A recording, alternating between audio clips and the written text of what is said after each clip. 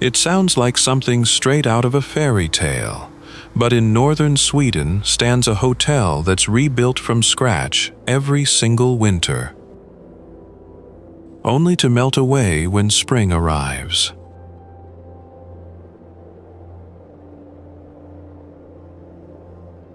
Each year, travelers from around the world come to spend the night inside this frozen masterpiece.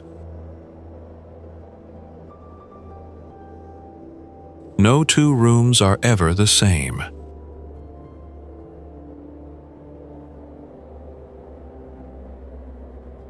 One might transport you into outer space, another into an enchanted forest of ice, while the next feels like a walk through a surreal art gallery.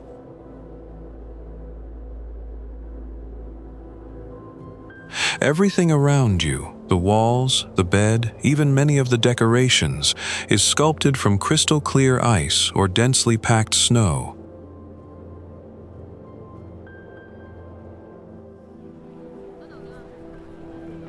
After checking out of your ice room, you return to the daily life of the Swedes.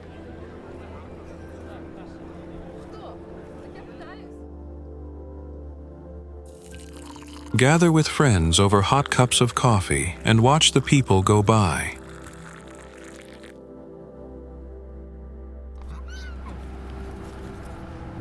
Rent a bicycle and explore every nook and cranny, every street.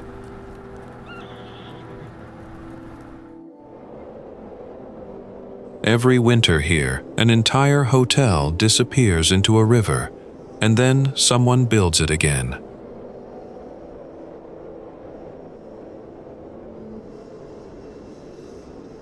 It started almost by accident. A group of travelers with nowhere else to stay once spent a night inside an ice art gallery by the Torn River, and the idea stuck.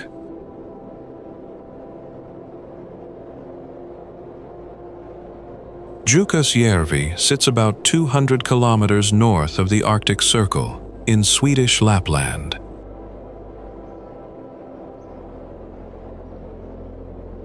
This bed, carved block by block from river ice, exists for one season only.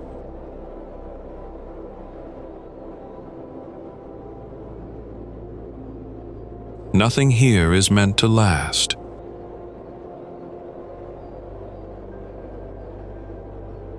Artists come from around the world each winter, invited to design a single season's worth of rooms before it all melts away.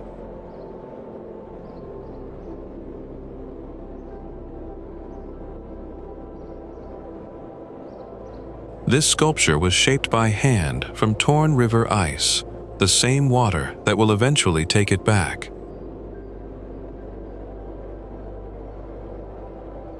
Inside, the temperature stays around -5 degrees Celsius, cold enough that the walls never soften. Icicles form overhead, catching whatever light finds its way in. Corridors of solid ice connect the rooms, glowing blue and white from somewhere within the walls. Outside, that same river ice becomes something else entirely, sculpture instead of shelter. Building it takes roughly 30,000 cubic meters of snow and ice each year, the equivalent of around 700 million snowballs, if anyone were counting.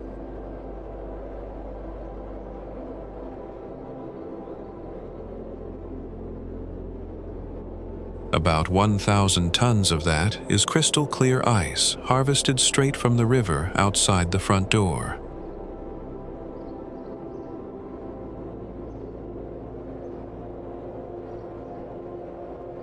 By spring, visitors are still climbing its frozen staircases beneath the Arctic sun.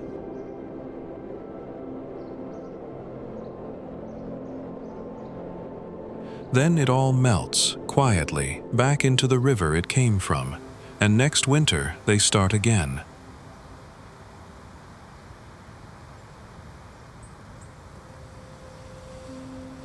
Before we head to the next spot, here's a fun question.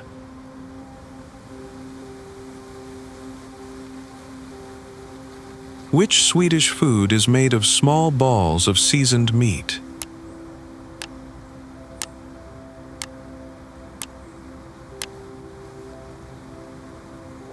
Comment your answer.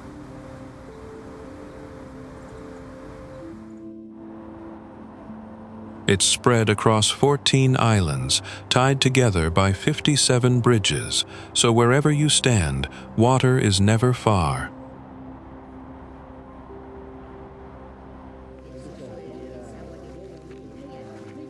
Below, in the old town, people live inside a city center that stood since 1252, one of the best preserved medieval hearts in Europe.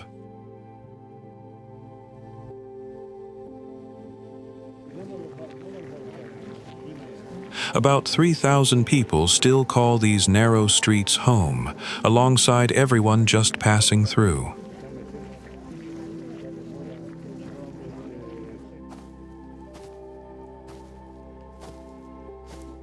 Down the main shopping street, cafes spill onto the sidewalk, and locals thread through the crowd without slowing down.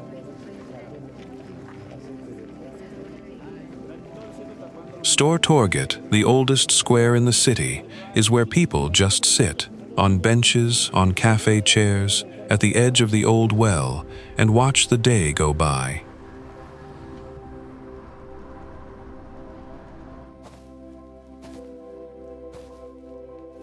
Fika, the Swedish coffee break, happens here every day.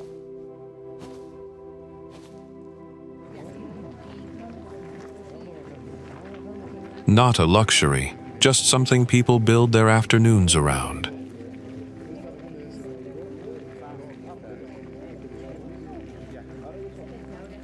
Some of these alleys narrow to less than a meter wide, barely enough room for two people to pass.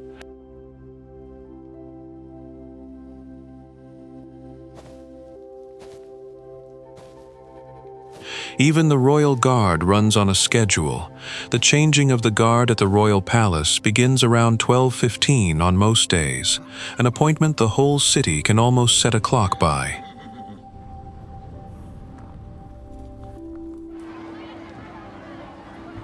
Down by the water, restaurant terraces fill up as ferries and ships slide past, close enough to almost touch.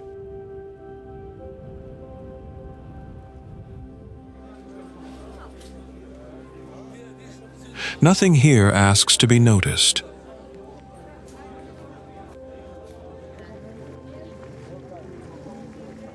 It just keeps happening the way it has for centuries.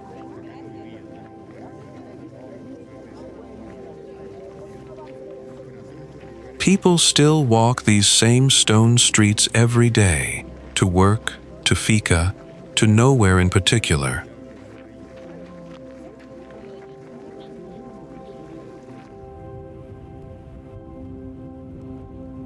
Don't forget to subscribe to the channel so you don't miss any of our interesting videos.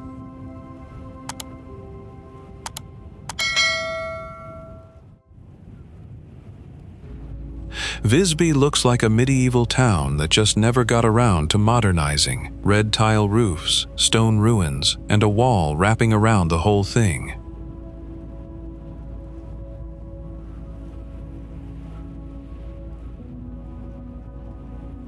It sits on Gotland, an island out in the Baltic Sea, and from the 1100s through the 1300s, it was one of the wealthiest trading hubs in Northern Europe, at the center of the Hanseatic League.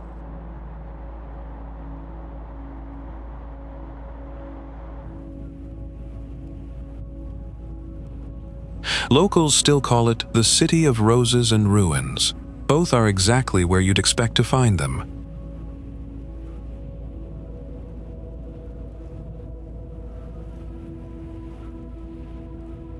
The wall circling the old town, built across the 13th and 14th centuries, still stands for nearly 3.5 kilometers.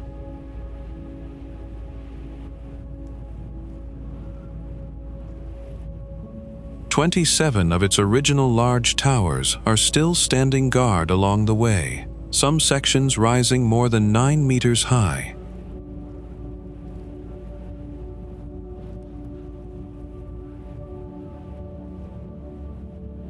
Inside the walls, more than 200 medieval warehouses and merchant houses remain, many of them still lived in today.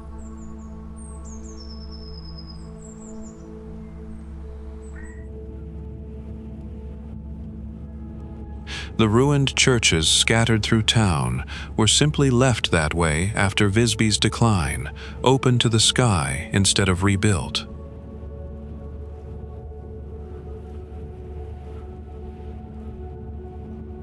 St. Mary's Cathedral is the exception. Construction began around 1190, and it still holds services today.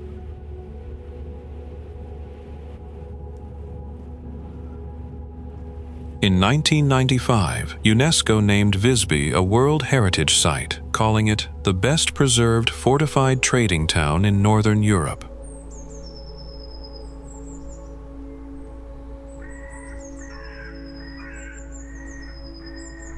Even under a passing rain shower, the walls and towers stand exactly where they've stood for nearly 800 years.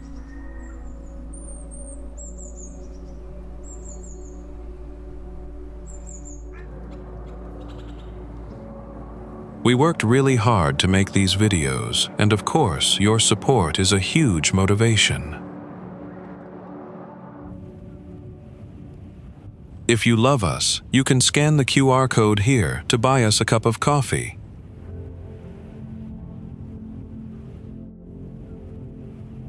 From above, Borgholm Castle looks like a palace someone erased the middle of, just the outer walls and round towers still standing, open to the sky.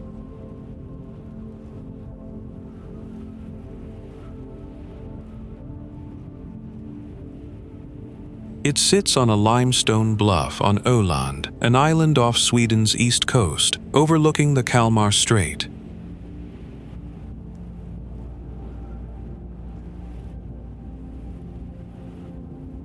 A fortress has stood on this spot since the 12th century, built to guard the coast from raids across the Baltic.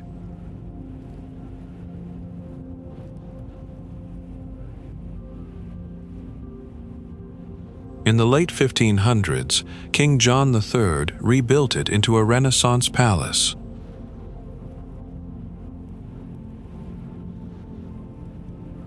A century later, King Charles X Gustav transformed it again into a grand Baroque residence, the only Swedish king who ever lived here for any significant length of time.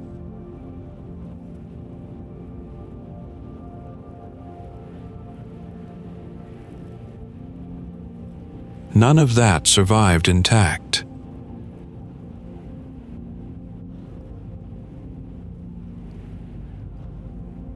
In 1806, a fire tore through the palace and left only its stone shell standing.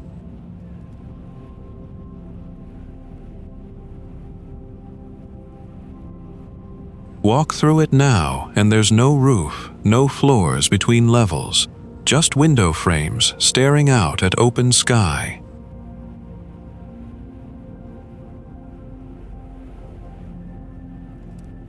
The round corner towers are hollow too, empty stone cylinders open to the clouds.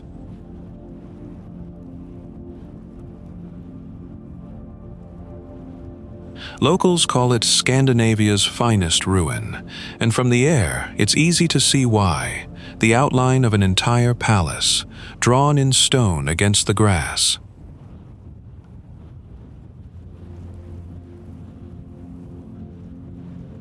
Around it, there's little but coastline, forest, and the flat horizon of the Baltic Sea. Nearly 900 years of history, stripped down to a single, silent outline. If you've been here before, comment number 1. If not, comment number 4.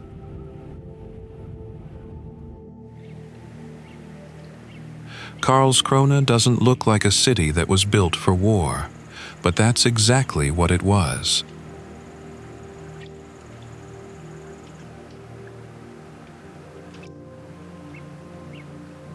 Founded in 1680 by King Charles XI, it was built from nothing to become the new home of Sweden's navy.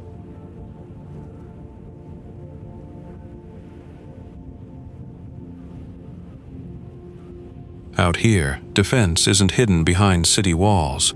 It's spread across an entire archipelago, one small island fortress at a time.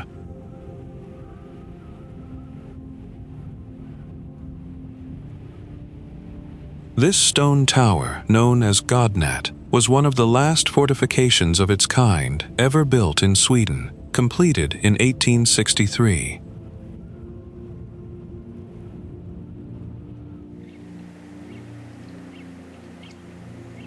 It was already outdated the moment it was finished. Modern artillery had made towers like this obsolete before the mortar had fully dried.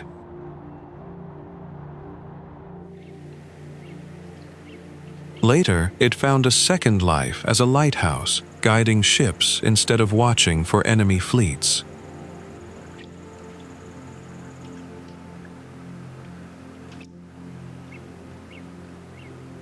The city itself was laid out in a strict grid with broad streets designed to let sea breezes sweep straight through.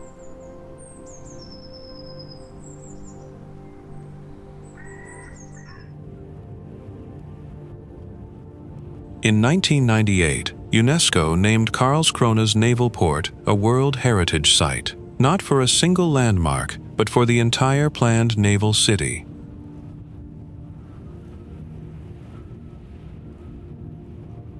However, there are many reasons why this city received UNESCO recognition.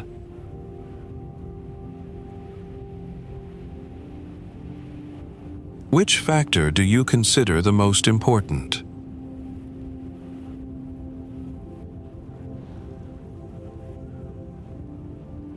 Let's discuss this in the comments section below the video.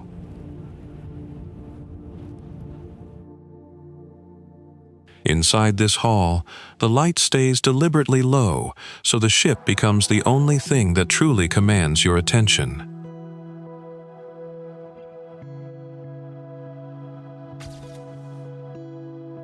She rises nearly 53 meters from keel to masthead, about the height of a 17-story building, all enclosed beneath a single roof.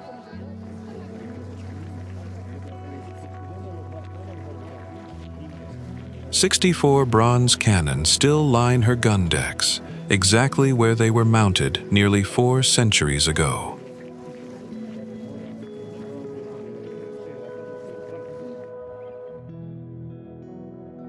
She set sail on August 10, 1628, and traveled barely 1,300 meters before a gust of wind caught her broadside and sent her to the bottom of Stockholm harbor.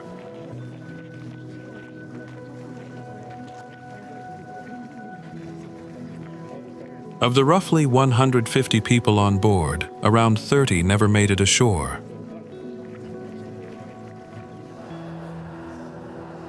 Then the ship lay on the seabed for 333 years, slowly disappearing from memory.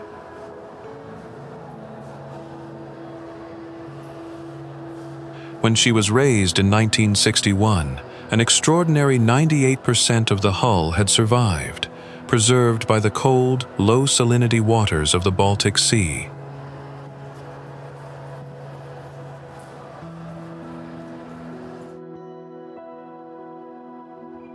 Today, visitors circle her on elevated walkways, following the same elaborate carvings once intended to project the power of the Swedish Empire.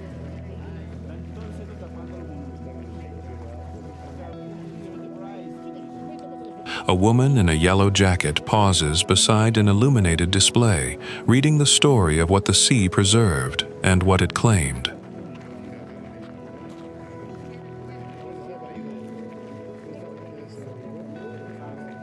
Nearby, a detailed scale model reveals how the ship would have looked under full sail, her towering masts carrying a forest of rigging.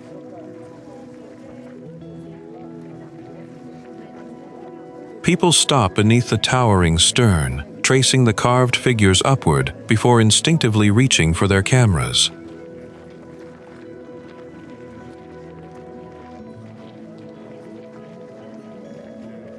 Most quickly discover the same thing.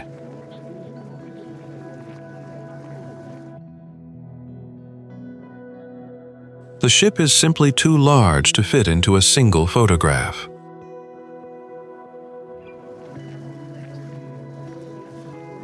Since her recovery, more than 45 million people have come to see the Vasa, and she still has the same effect on nearly everyone who walks into the room.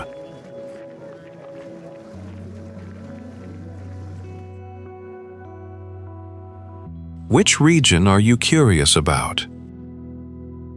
Let us know in the comments.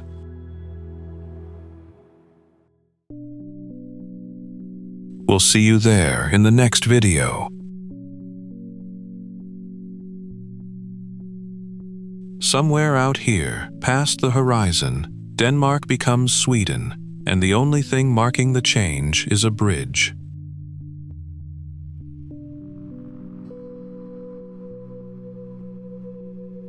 The Öresund Bridge crosses the strait between Copenhagen and Malmö, two cities that used to be a ferry ride apart.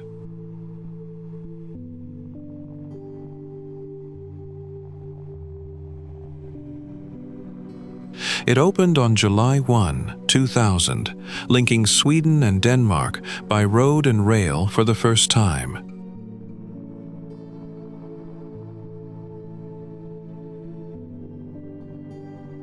The full crossing runs almost 16 kilometers, and it isn't just a bridge. It's a bridge, an artificial island, and an underwater tunnel stitched together into one route.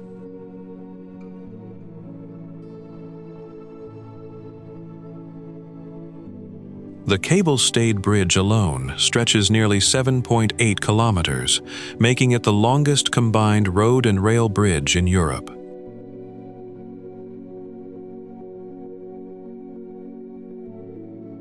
It's built on two levels, cars and trucks above, trains running beneath, moving in both directions at once.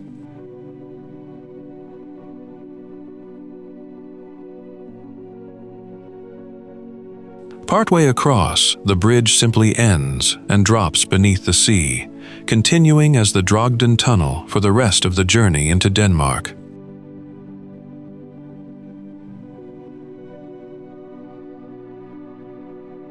That wasn't an accident.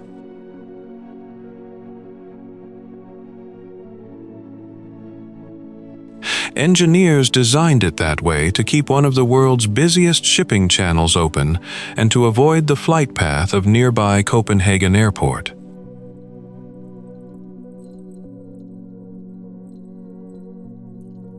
Between the bridge and the tunnel lies Borgholm, an island that didn't exist before construction, built entirely from material dredged from the seabed.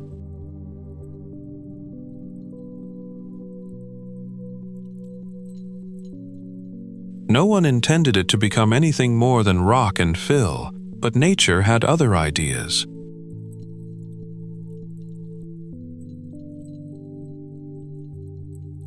Today it's a protected nature reserve, home to hundreds of plant species and a growing population of birds and insects.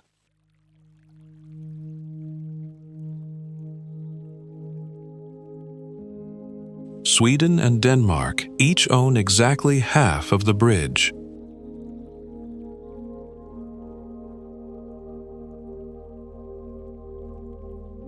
More than 7.6 million vehicles crossed it in 2024 alone, without a single one of them getting wet.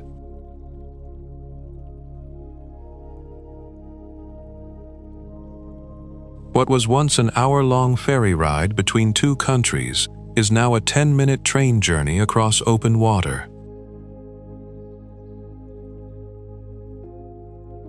This garden looks less like landscaping and more like a diagram. Triangles, circles, and hedges laid out with almost mathematical precision.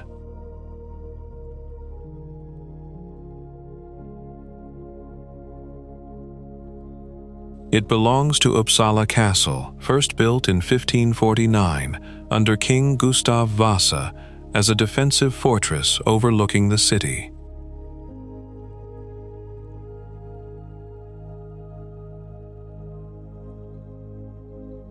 Fire swept through the castle more than once, leaving it in ruins for decades before rebuilding finally began in the 1740s.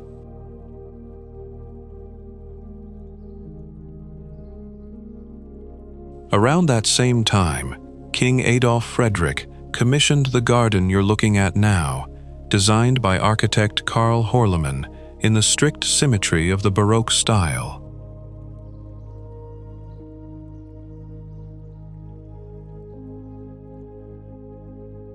For decades, it remained a private royal garden, created to be admired from the castle above rather than wandered through.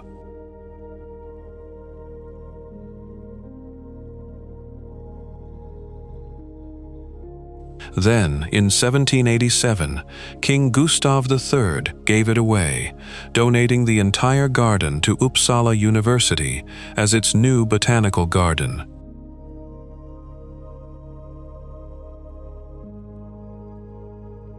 The yellow building at its center, the Linnaeanum, was funded by the king and inaugurated in 1807, marking the 100th anniversary of Carl Linnaeus's birth.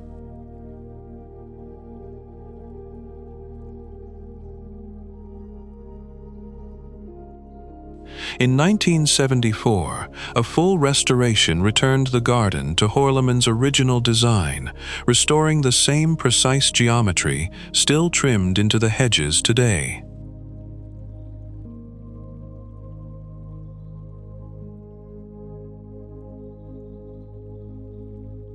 More than 2 centuries after it became a university garden, those perfectly ordered patterns are still best appreciated from above, exactly as they were intended.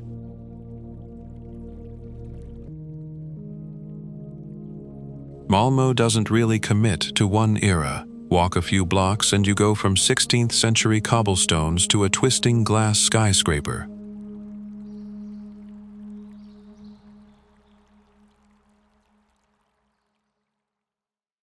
Stortorget, the main square, was laid out in the 1530s under Mayor Jörgen Koch and was, for a time, the largest town square in Northern Europe.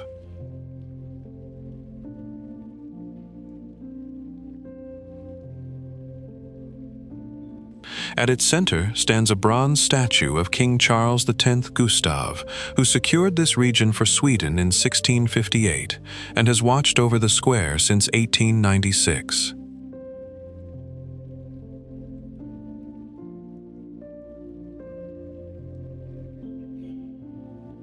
A short walk away, the clock tower at Malmö Central Station has stood since 1856. The only part of the original station to survive a fire in 1866, with the rest rebuilt around it.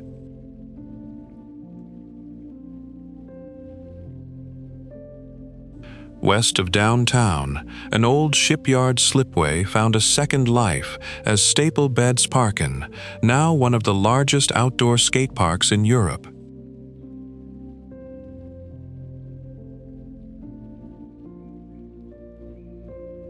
Opened in 2005, it was created through a partnership between the city and Malmö's skateboarding community, and it remains free for anyone to use.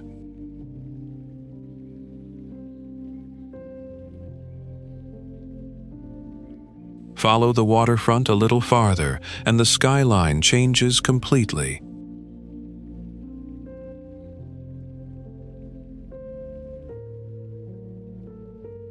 This is the Western Harbor, once home to the Kockums shipyard, now transformed into a modern, sustainable waterfront district.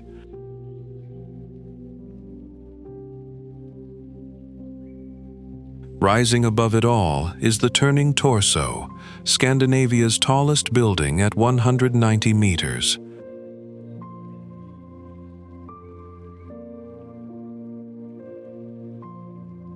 It twists a full 90 degrees from base to top, inspired by a sculpture by its architect, Santiago Calatrava, of a human body in motion.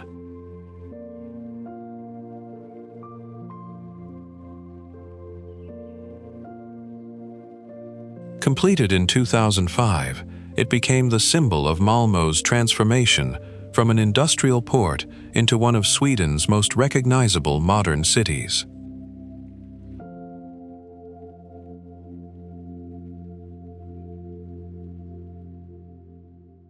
The content of this video is compiled from various sources. Please leave a comment below if you find any inaccuracies.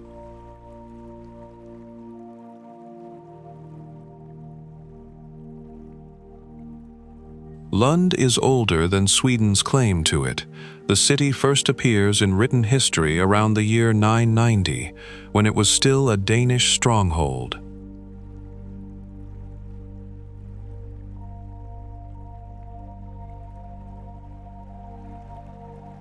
Its cathedral followed not long after, consecrated in 1145 in the Romanesque style, its twin towers still dominating the skyline today.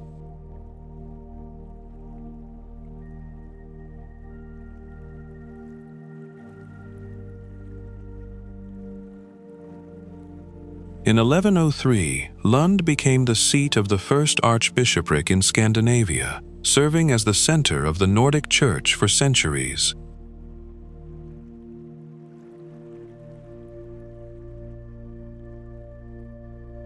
That changed in 1658, when Sweden took control of Skåne under the Treaty of Roskilde, bringing Lund into the Swedish kingdom.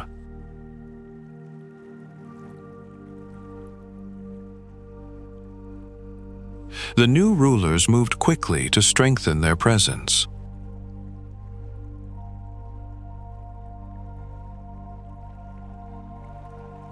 In 1666, King Charles XI founded a university here, and it was formally inaugurated inside the cathedral on the King's name day in January 1668.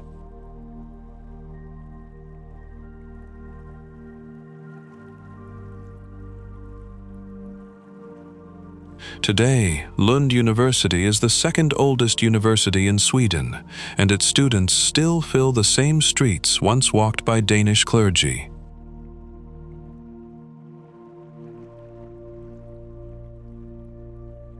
The city never really outgrew its medieval core.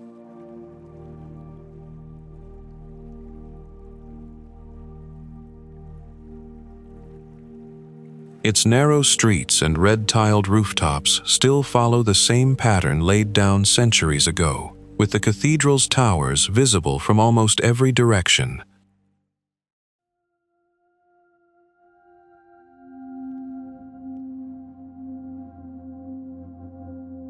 Nearly 1,000 years after Lund first emerged, it's still defined by the same two institutions that made it famous in the first place: the cathedral and the university that grew up beside it.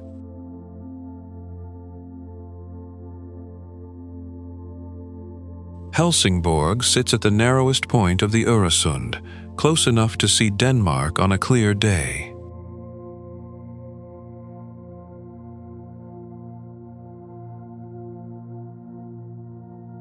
Only about 4 kilometers of water separate it from Helsingør on the opposite shore.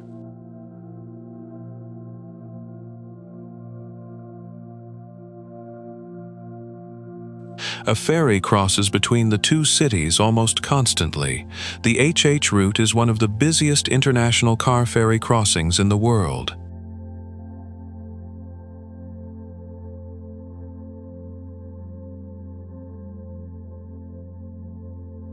Rising above it all is Kiruna, a medieval tower built in the early 1300s under Danish rule, its walls up to 4.5 meters thick.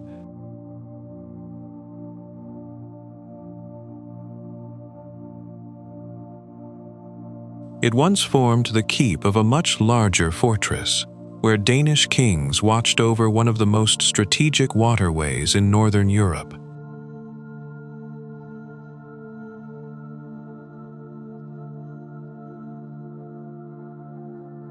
That changed after the Scanian Wars.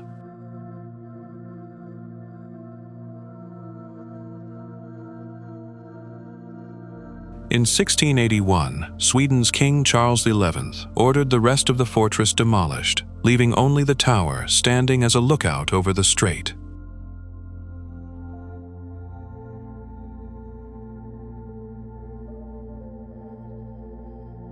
Everything below it came later, including the red brick town hall, whose clock tower still overlooks the city's main square.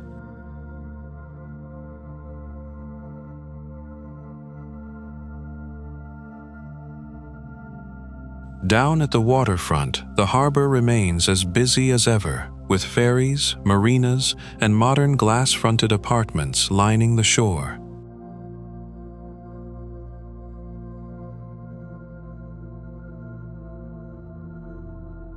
Helsingborg was also home to Sweden's first pedestrian shopping street, a reminder that this has long been both a trading city and a gateway.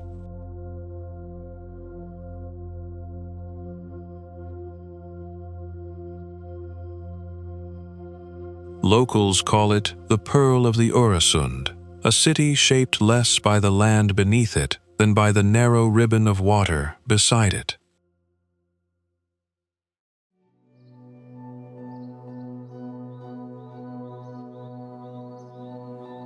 From the top of Kiruna, on a clear day, you can see directly across to Kronborg Castle in Helsingør, the fortress that inspired Shakespeare's Elsinore in Hamlet.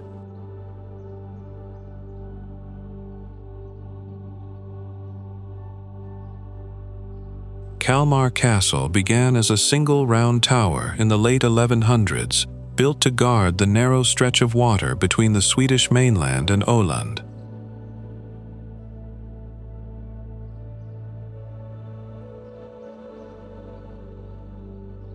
By 1397, it had become important enough to host the signing of the Kalmar Union, when Queen Margaret brought Denmark, Norway, and Sweden together under a single crown.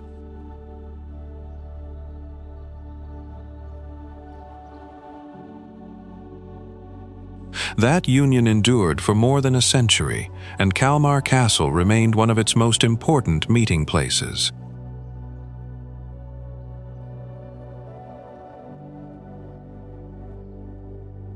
It finally came to an end in 1523, when Gustav Vasa was crowned king of an independent Sweden.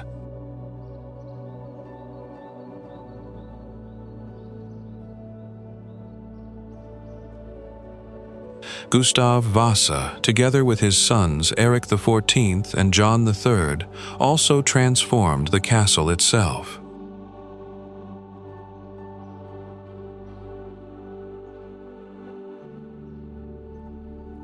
They rebuilt the medieval fortress as a Renaissance palace, bringing in architects and craftsmen from across Europe.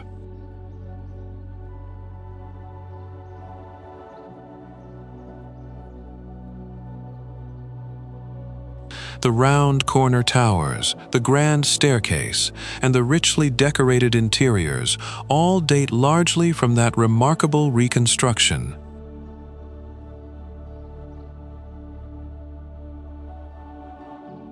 It wasn't simply a royal residence.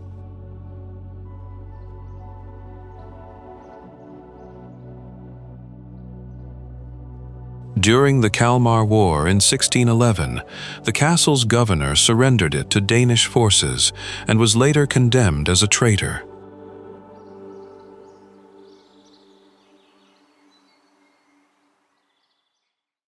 According to local tradition, his face was carved into the stone staircase as a lasting warning to those who followed.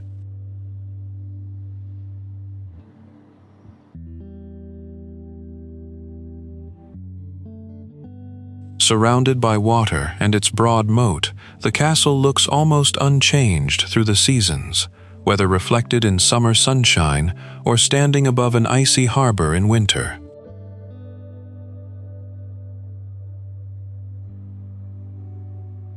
Gothenburg looks like it was poured straight into the mouth of a river.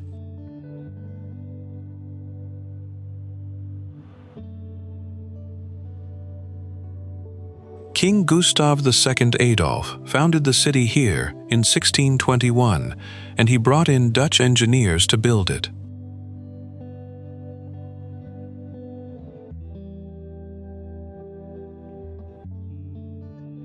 They laid out the streets and canals in the same grid they used back home in Amsterdam, and centuries later, that grid is still the beating center of downtown.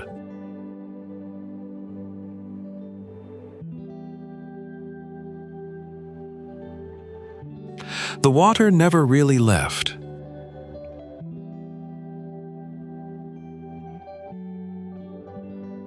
The Göta Älv still cuts straight through the city, Sweden's only direct route to the North Sea.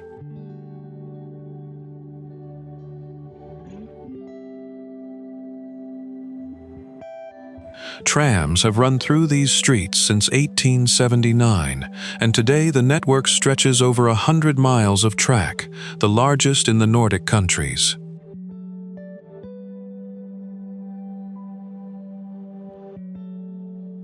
Rain slicks the rails more often than not, but the trams keep moving anyway.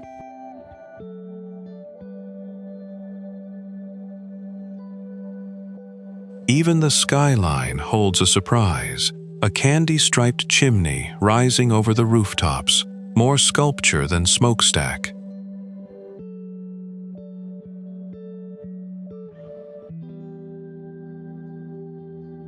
Down at the water, the port of Gothenburg is the biggest in the Nordics, handling nearly a third of the country's entire foreign trade.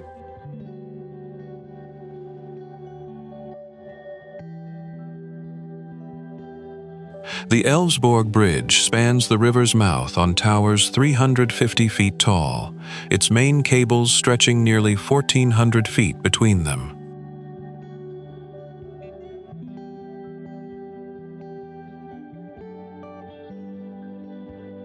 Built by outsiders, shaped by water, Gothenburg turned into something entirely its own.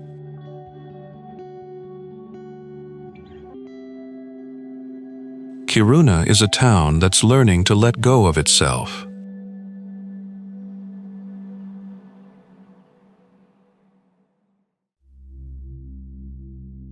It rose here in 1900, built by the state mining company LKAB, around what would become the world's largest underground iron ore mine.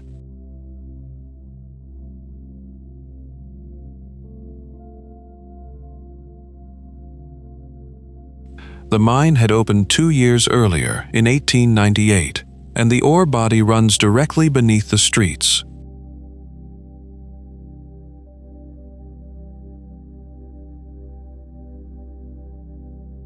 The ground doesn't forgive that.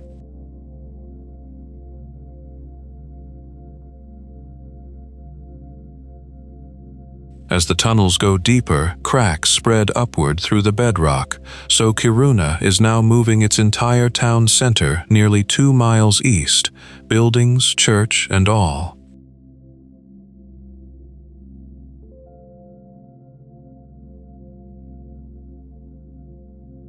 Snow buries the old streets for most of the year, plowed into ridges taller than the cars parked beside them.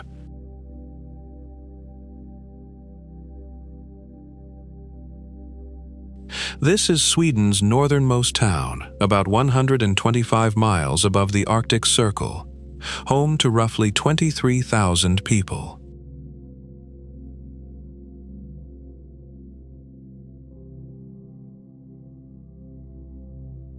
The Sami lived across this land for thousands of years, before any Swede came looking for iron.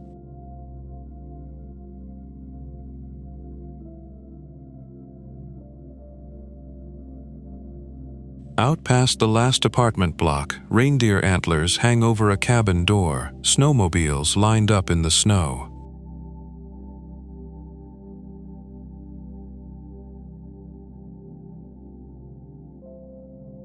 In summer, the sun doesn't set here for more than 40 straight days.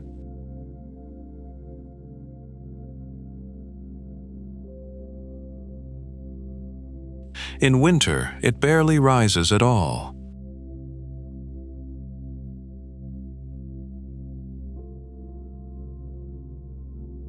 Kiruna keeps moving itself out of the mine's way, piece by piece, because the mine is the only reason the town is here in the first place.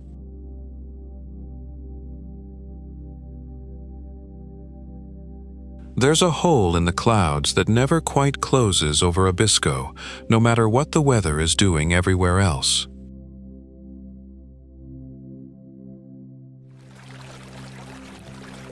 Mountains along the Norwegian border block the incoming rain and carve out a rain shadow so persistent that locals just call it the Blue Hole, a patch of clear sky sitting right above the valley, while the surrounding region stays shut under cloud.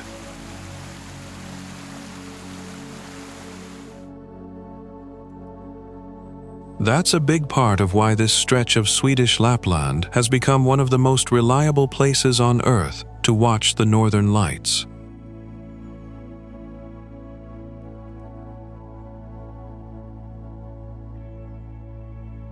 But the land underneath the sky has its own kind of drama going on.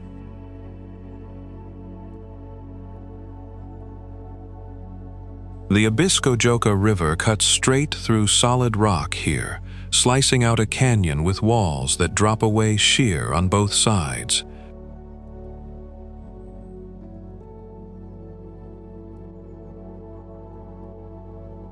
In summer, it runs turquoise and fast, churning white where it hits the gray stone underneath.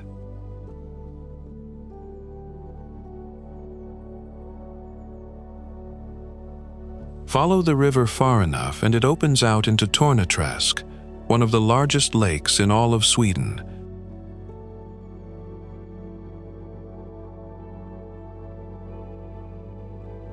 A small train line runs along the lake shore into the village of Abisko, a leftover piece of the old ore railway built out to the coast at Narvik.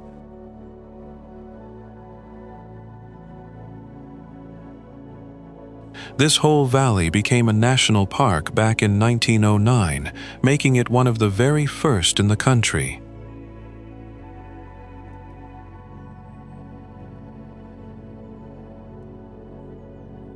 The Sami were here long before any of that history, following reindeer herds through these same forests for centuries on end.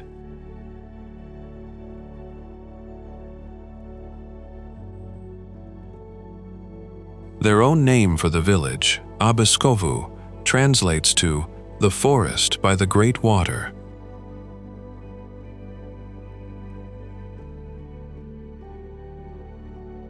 Every winter, the canyon freezes solid, and the roar of the river fades to nothing under a heavy lid of ice and snow.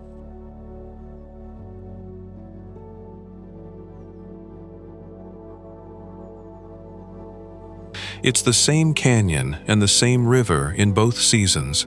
Summer just lets it run loose, and winter holds it perfectly still.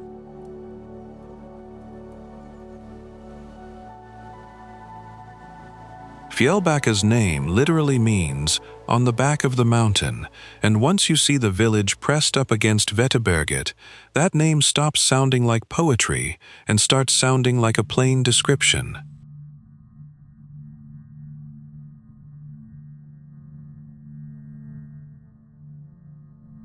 The mountain itself rises 74 meters right at the center of town, a slab of bare granite the houses had to build around instead of over.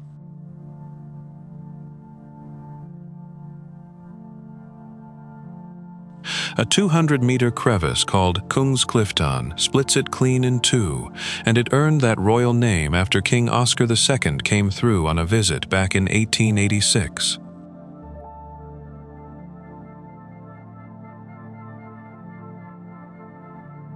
Before that, locals just called it Ramneklevan, the Raven's Cleft.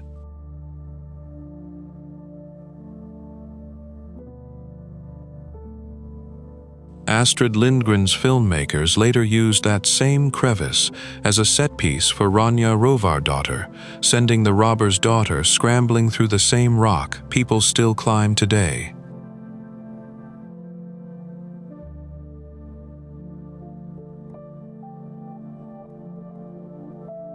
Down at the harbor, red and white houses crowd the shoreline in tight rows, and the marina fills up with sailboats every summer.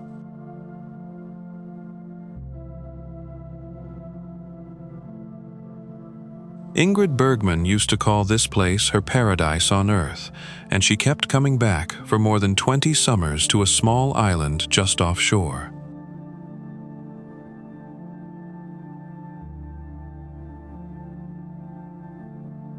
When she died in 1982, her ashes were scattered in the water around that same island.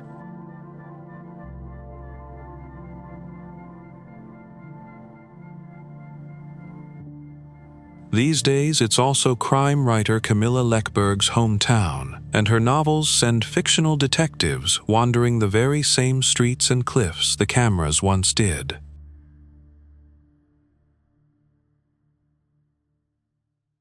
Nordiska Museet rises like a castle in the middle of a city park, its green copper spires catching the light above the treetops of Djurgården.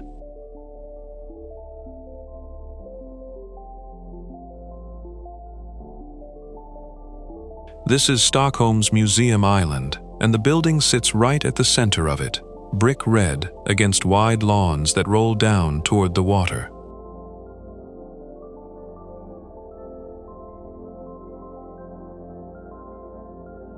Sailboats and small yachts stay moored in the marina just below, close enough that visitors can walk straight from the museum steps down to the docks.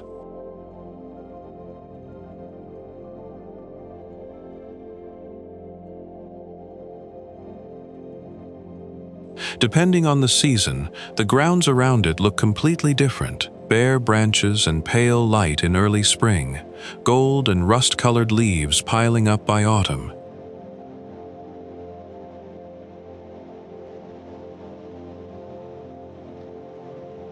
From above, the building's four corner towers and steep roof lines stand out clearly against the flatter rooftops of central Stockholm across the water.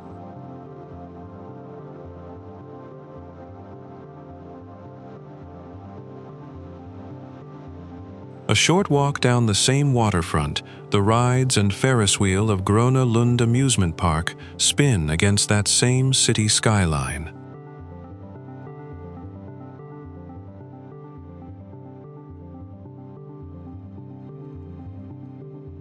Inside, Nordiska Museet holds Sweden's largest collection built around everyday life, more than 1.5 million objects, from farmhouse textiles to household tools.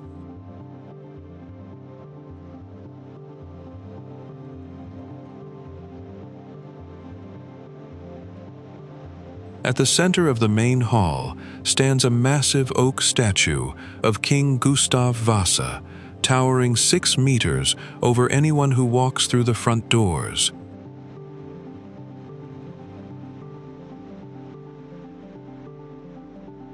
The hall itself runs 126 meters end to end, with a ceiling that climbs 24 meters overhead, so footsteps and voices echo long before you can see who's speaking.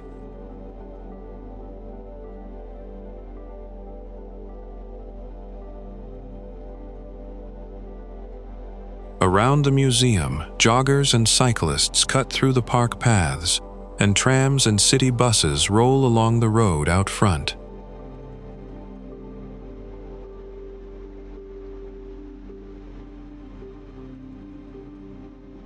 Djurgården stays green and open through every season, a quiet strip of parkland just minutes from the middle of the city.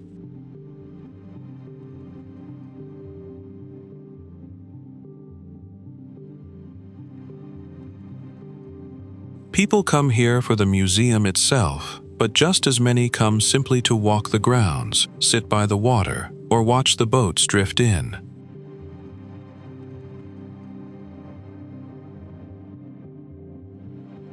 Ristafallet spreads out wide instead of tall, spilling across a 50-meter stretch of the Indalsälven River in western Jämtland.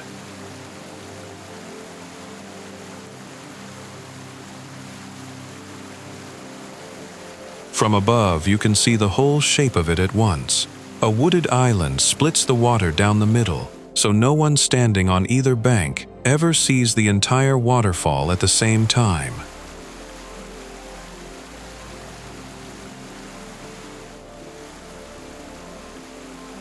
The drop itself is only 14 meters, but the volume makes up for it. Anywhere from 100 to 400 cubic meters of water crashing through every second depending on the season.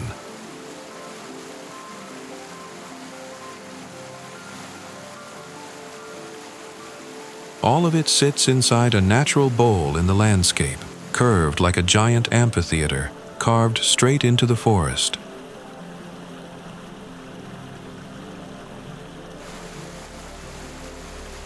Spruce and pine crowd right up to the edge of the rock, roots gripping the same stone the water pours over.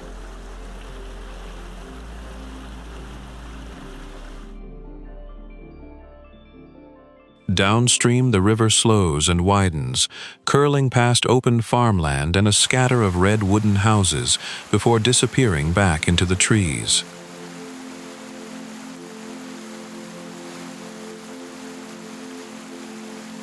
Anglers work the water both above and below the falls, mostly after trout, with grayling showing up further downstream.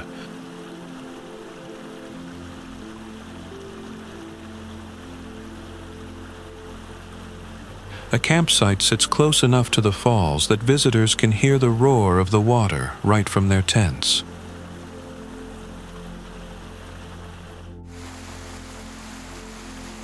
The Abiskojakka River cuts straight through solid rock here, running turquoise and green where it's deep, white and churning, wherever it breaks over stone.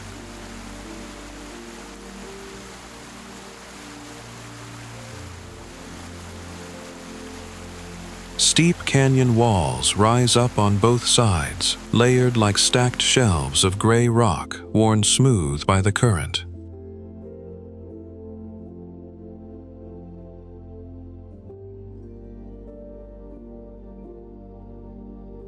Birch and pine crowd right to the edge, leaning out over the water, wherever the ground gives them room.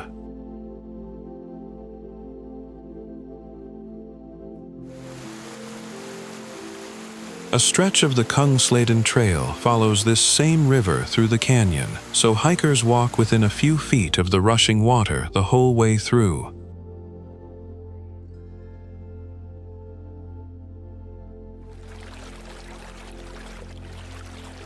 Just downstream, a railway bridge carries freight trains straight across the gorge, cutting through otherwise untouched forest.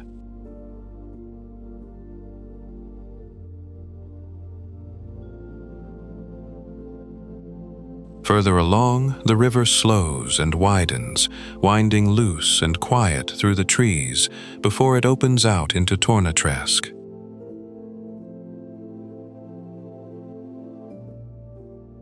The tower of Stockholm City Hall rises 106 meters over Riddarfjärden, its 3 golden crowns catching the light from almost anywhere in the city.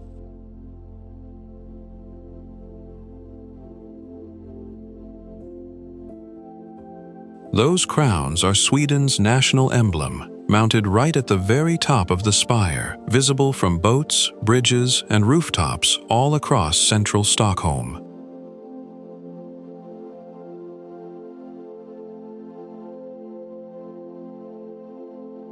The whole building is built from 8 million dark red bricks, giving it a weight and color that stands out against the water and the pale Swedish sky.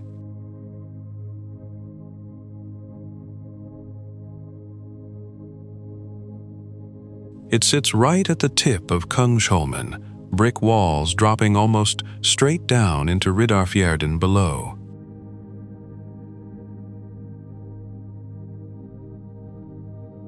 Sailboats and small ferries cross constantly in front of it, cutting wakes across the water while the tower stands still above them.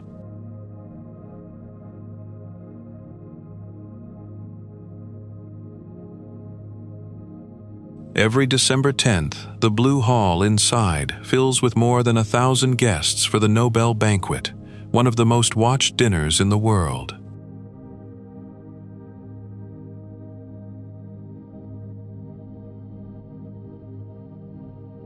Despite the name, the Blue Hall isn't blue at all, just bare red brick that was never painted, though the name stuck anyway.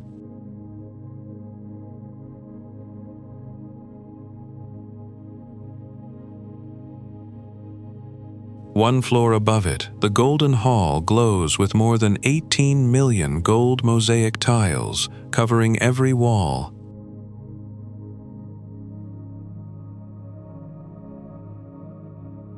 In summer, visitors can climb the tower itself for a full view back down over the water and rooftops.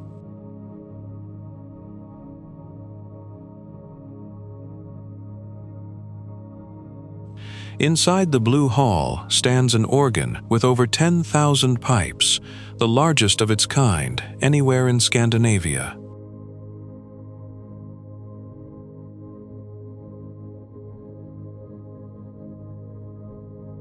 Around the building, a park runs along the shoreline, giving pedestrians a place to walk right along the water's edge.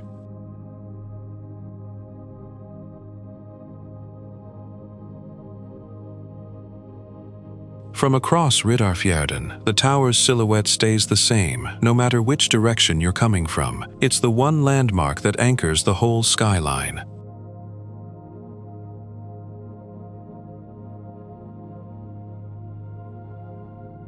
Day or night, that skyline always ends the same way, with 3 small golden crowns catching whatever light is left.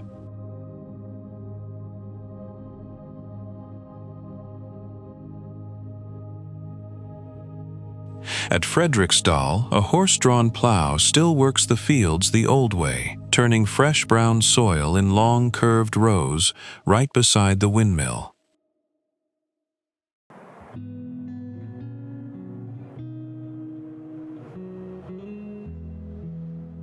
The mill's sails stand still against the sky, set at the edge of open pasture with city rooftops crowding in just beyond the trees.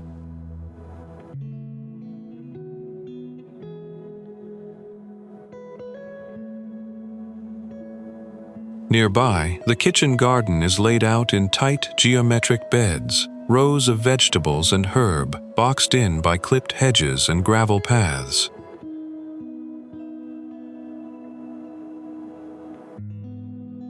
Old livestock breeds graze quietly across the grounds, kept going here through the same daily routine of feeding and pasture rotation.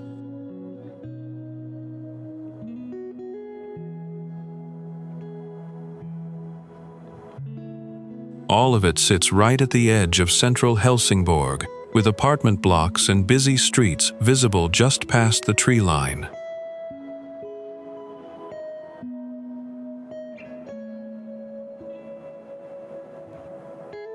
Beyond the gardens, the city spreads out toward the water, with the Öresund Strait stretching flat and gray along the horizon.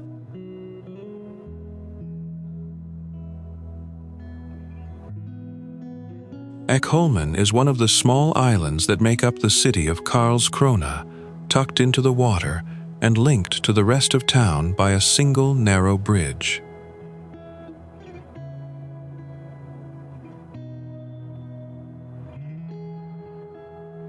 The houses crowd right up against each other, painted in yellow, red, and white, with orange and black rooftops packed in tight along the shoreline.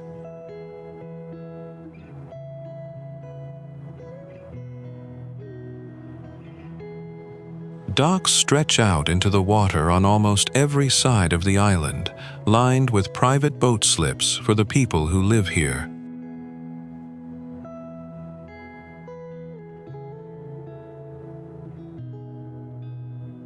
The water around Ekholmen stays calm most days, more like a sheltered bay than open sea.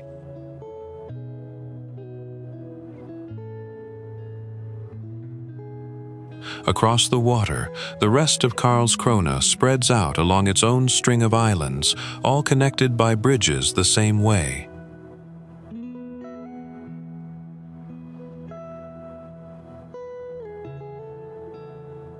Cranes and industrial buildings mark a working harbor on the far shore, a reminder that this is still very much a naval city.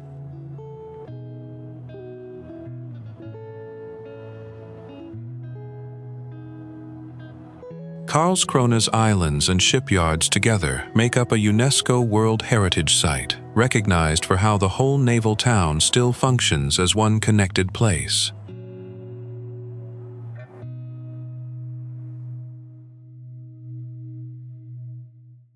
Cars line the narrow streets between houses, since there's barely room for much else on an island this size.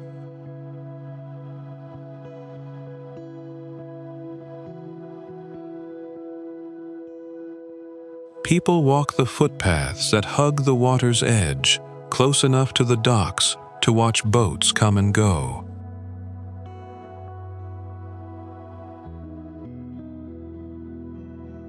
The walls rise about 180 meters over the water, open to the sky where a roof used to be, framing the lake through empty window arches.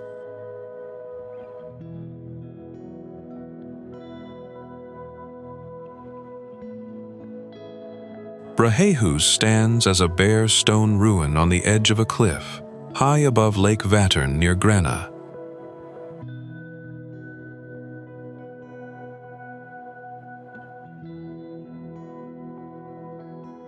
From up here, the view stretches clear across Vättern to the island of Visingsö, with patchwork farmland running down the slope below.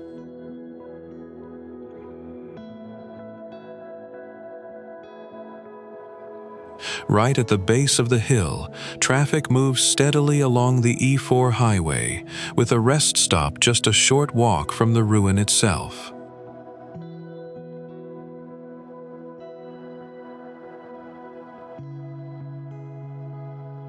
Modern wind turbines turn slowly on the ridge behind it, sharing the same skyline as the centuries-old stone walls.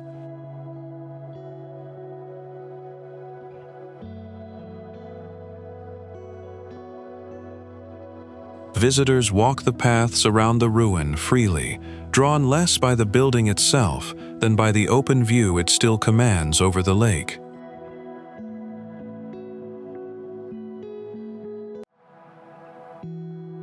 Along the edge of Dragsö Island, a small cluster of red cabins sits so closely together they almost read as a single shape from above.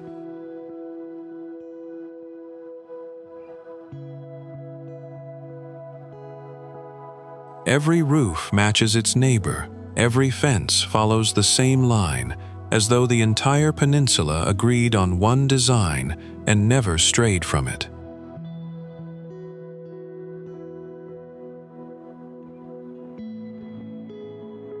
This is Brandaholm, one of Sweden's oldest and best preserved allotment cottage colonies, where strict building rules have kept the cottages remarkably unchanged for more than a century.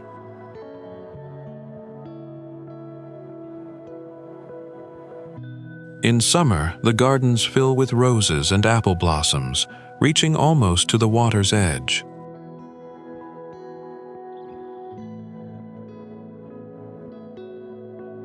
Small boats rest at private jetties along the shoreline, barely moving on the calmest days.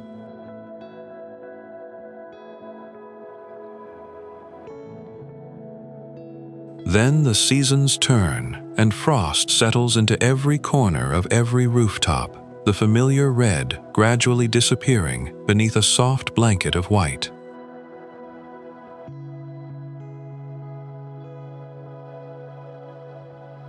Snow covers the paths and gardens until the cottages seem woven into the landscape itself.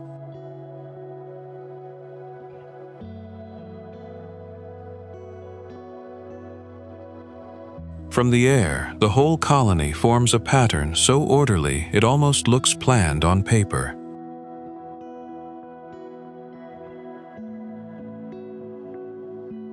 No cars are allowed among the cottages.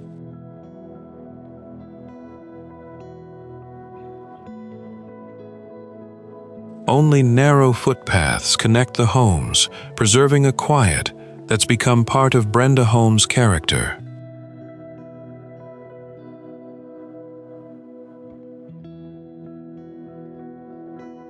Autumn brings a lower, warmer light that catches the windows just before sunset, while the boats drift quietly beside the docks and the water turns almost mirror-like.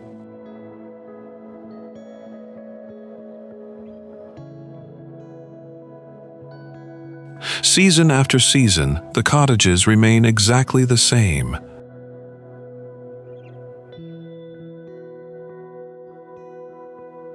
Only the light around them ever seems to change.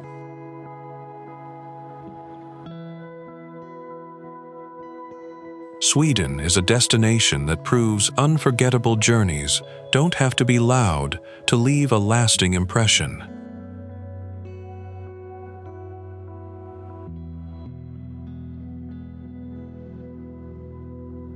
Its peaceful forests, sparkling archipelagos, charming cities, and timeless traditions come together in effortless harmony.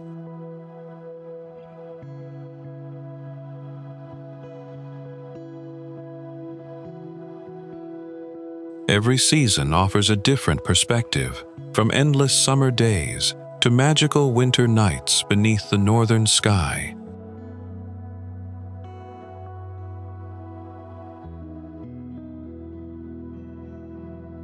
There is a quiet confidence in Sweden's way of life, where nature, design, and culture exist in perfect balance.